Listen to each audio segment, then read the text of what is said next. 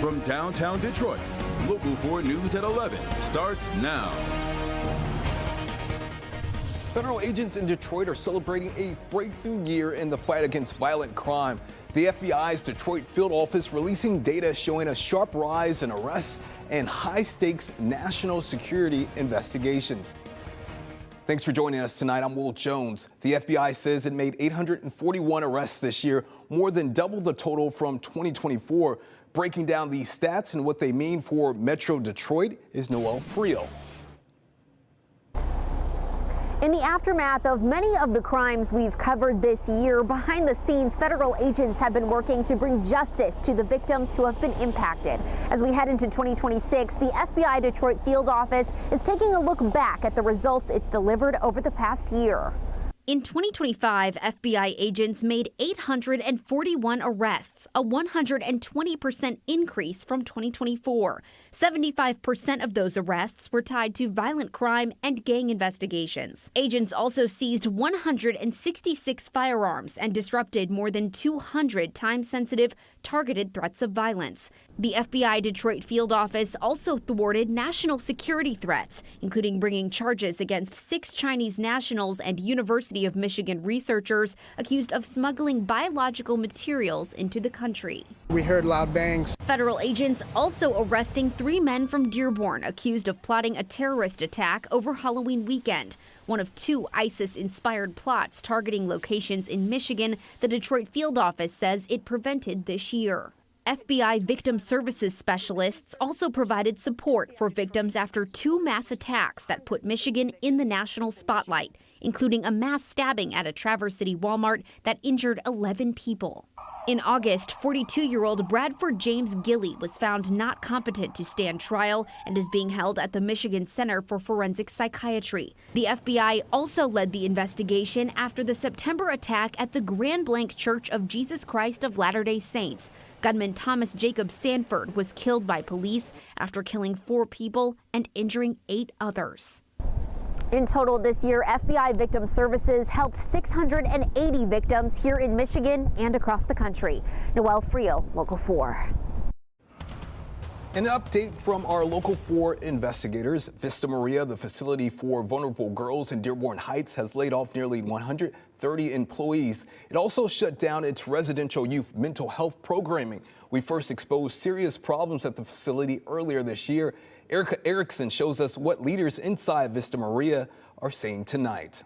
You see some of the recreational areas that are in this space too. Announcing its decision to make a, quote, thoughtful shift in how we serve Michigan's youth. In October, it's now official.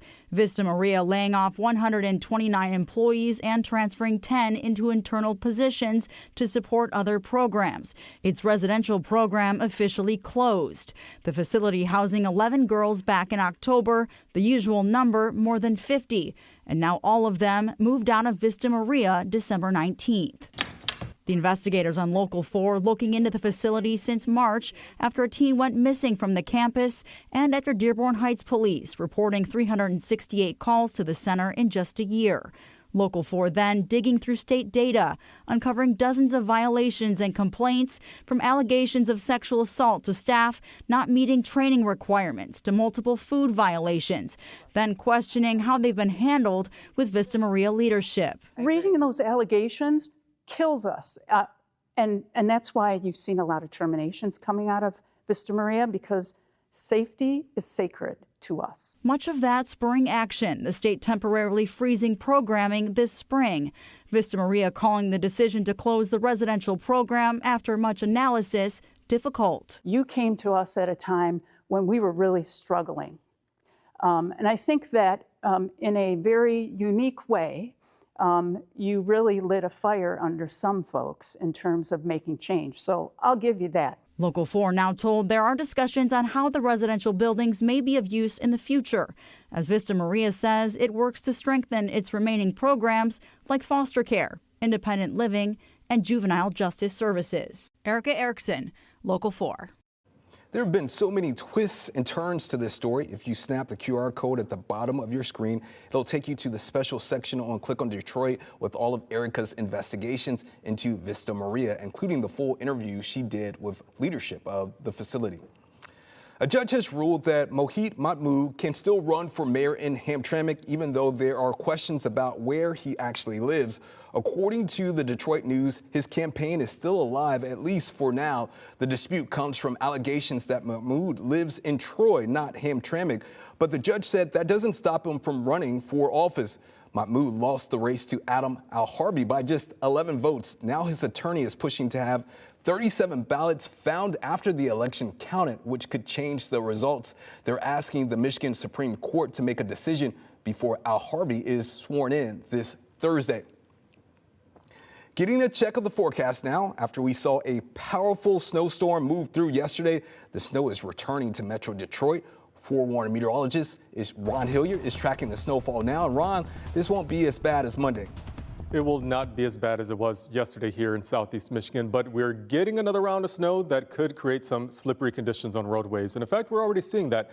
The Zach Track 40 radar showing, unlike earlier today when we had the scattered lake effect snow showers, at this point we have widespread light snow moving across Metro Detroit. And again, some roads could be a little slippery tonight and even icy in some spots as you go closer to the thumb.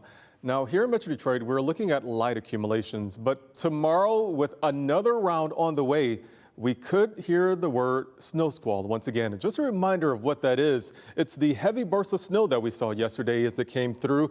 They're short-lived, lasting maybe a half hour to an hour, reducing visibility and quickly piling up with those accumulations. So in the next few minutes, this is what I want to touch on. The snow that we have tonight, about 1 inch. Then as we head into tomorrow, the next round comes, and then we get a very cold New Year's Eve night. That's all coming up.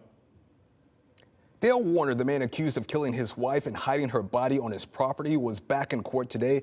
Dee Warner went missing in April 2021, and her remains weren't found until June 2024 after police searched land owned by Dale. He's facing charges of murder and tampering with evidence. Today, his attorney asked to move the trial to a different location, expressing worries about a biased jury. They also wanted to block jail calls between Dale and his lawyer from being used in court.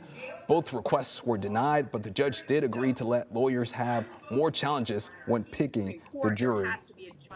The man accused of shooting and killing a Salvation Army bell ringer outside of Kroger will undergo a competency exam to see if he's fit to stand trial. Renee Zambrana is charged with the murder of 47-year-old Alvin Leon Eckel. Zambrana is accused of approaching Eckel while he volunteered outside the Westland Kroger before shooting him in the chest multiple times. Eccles ran into the store where he collapsed and died. Police say the two men knew each other, but what led up to the shooting is still unclear. An arrest and arraignment tonight after a drive-by shooting in Macomb County. Police say 24-year-old Keyshawn Webster fired multiple shots into a home in Shelby Township early Friday morning. 2 people were inside, but no one was hurt. Investigators say Webster ran off, but detectives tracked down their car to St. Clair Shores. That's where they found a handgun and other evidence. Webster is now charged with assault with intent to murder and felony firearm. Their bond is set at $1 million cash or surety. Officials in Oakland County are taking action after Legionella bacteria was found in the courthouse. Water filters are now being installed, and the work is expected to take the whole week. The bacteria was found in 4 different spots, and a sheriff's office at Mid building also tested positive. They flushed the water system and ordered more testing. If everything checks out, the courthouse should be back to normal by Monday. A newly unsealed federal ruling suggests top officials in Washington, D.C. worked with federal prosecutors to prosecute Kilmar Albergo Garcia after he fought his wrongful deportation. Albergo Garcia was wrongly deported to El Salvador earlier this year. He is now seeking to have the charges dismissed based on his claim that he's the victim of a selective and vindictive prosecution. This new ruling means prosecutors will have to turn documents over to Albergo and Garcia's team for review. A hearing is set for late January. New data from the CDC shows the number of flu cases is rising across the country. There have been roughly 7.5 million cases this season, with 81,000 hospitalizations. Data for the week ending on December 20th shows Michiganders currently face a very high risk for getting the flu. Still, vaccination rates have been decreasing across the state. We have to always remember that the reason to get a flu vaccine is it's the best protection to prevent hospitalization. while at least 30 to 50% of the people that get it won't even get the disease in a typical year, we know it has even a better effect for keeping people that have underlying diseases from becoming severely sick or even having to be hospitalized. Experts predict case numbers will likely rise significantly in the next few weeks. Doctors say it's not too late to get your flu shot.